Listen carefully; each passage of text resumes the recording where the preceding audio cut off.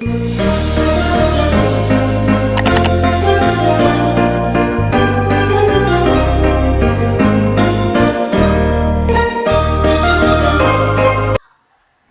Class में हम कक्षा 11वीं से बितान पुस्तक से पढ़ेंगे राजस्थान की रजत बूंदें।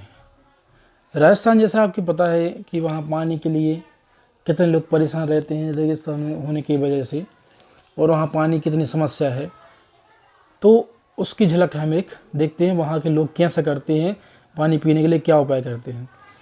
पसीने से तरवर चेल वांजी कुई के भीतर काम कर रहे कोई 30-35 हाथ गहरी खुदाई हो चुकी थी। वहाँ पर कुई बनाई जाती है, जैसे हमारे यहाँ कुआं कहते हैं, वहाँ पर कुई कहते हैं। और कुई का आकार, उसकी बनावट कैसे रहती है, वो भी आपको इसमें पिक्चर के माध्यम से देखने मिलेगी। अब भीतर गर्मी बढ़ती जा रही जाएगी। कुई का व्यास घेरा बहुत ही सकरा है। उबरू बैठी चिलबाजी की पीठ और छाती से एक एक हाथ की दूरी पर मिट्टी है। इतनी सकरी जगह खोदने के काम कुल्हाड़ी और फावड़े से नहीं हो सकता। खुदाई यहाँ बसौली से की जा रही है।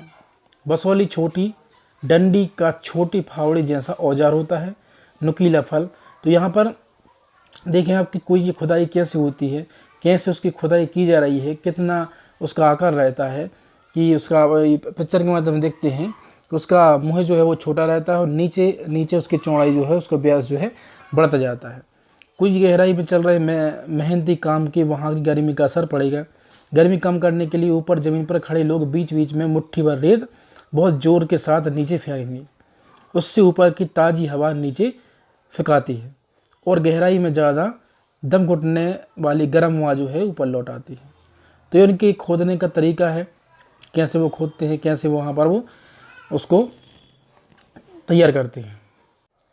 नीचे थोड़ी खुदाई हो जाने के बाद चिलबंदी, देखा आप पिक्चर में देख सकते हैं आप किस प्रकार से ये खुदाई करती हैं। उसके अंदर चले जाते हैं, वहाँ उनका व्यास ज़्यादा रहता है, उसका मुंह जो है छोटा रहता है। मिट्टी उसमें भर दी जाती है पूरी सावधानी के साथ। ऊपर खींचते समय बाल्टी में से कुछ रेत कंकड़ पत्थर नीचे गिर जाते हैं। टोप इनसे भी चिलबंदी का सिर बचाएगा।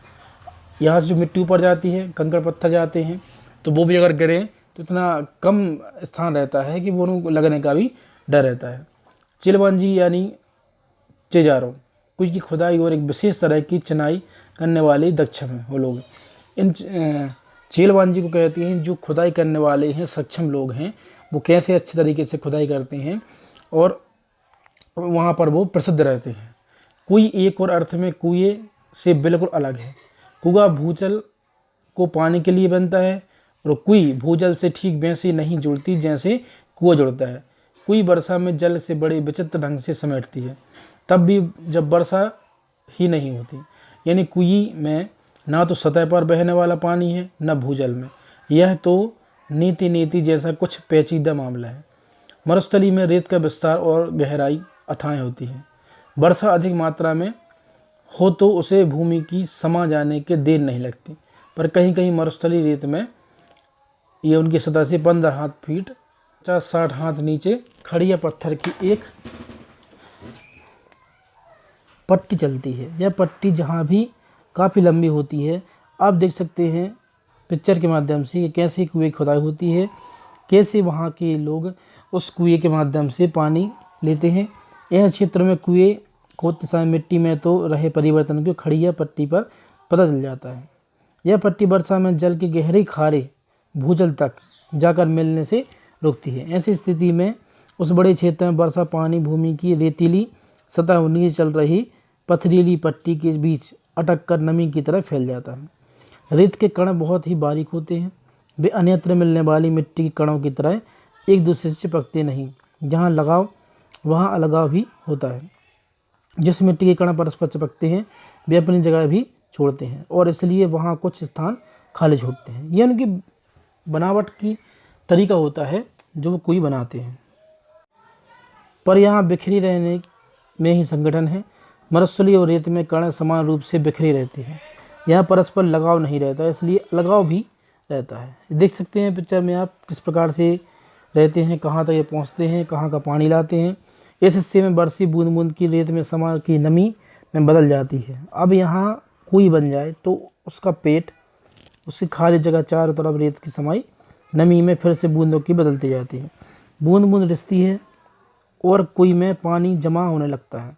खारे पानी के सागर में अमृत जैसा मीठा पानी।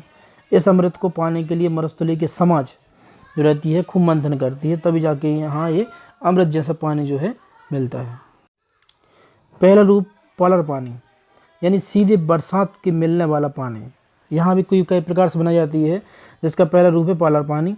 यह धरातल पर बहता है, इसे नदी तालाब आदि से रोका जाता है। तो ये ऊपर पानी जो धरती की सतह से ऊपर रहता है। पानी का दूसरा रूप होता है पातल पानी। इसे पातल पानी कहते हैं, जो भूजल और कुएं के माध्यम से निकालते हैं। पाला पानी और पातल पानी के बीच पानी का तीसरा रूप है रेजवा पानी। धरातल के नीचे उतना लेकिन पाताल में ना मिल जाए, उसे कहते हैं रेजाड़ी पानी। ठीक है, पानी के तीन रूप बताए गए हैं। रेजाड़ी पानी खड़िया पट्टी के कारण पातालीपन से अलग बना रहता है। ऐसी पट्टी के अभाव में रेजाड़ी पानी धीरे धीरे नीचे जाकर पाताली पानी में मिलकर अपना विशिष्ट रूप खो देता है। यदि किसी जगह भूजल पातल पानी खारा है तो रेजा पानी भी उससे मिलकर खारा हो जाता है। इस विशिष्ट रेजा पानी के समेटे ये देख सकते हैं पिक्चर के माध्यम से कि कैसा वो पानी रहता है, कैसे कुएं रहते हैं, कैसी वहाँ पर विशेषता रहती है पानी की और कुएं की।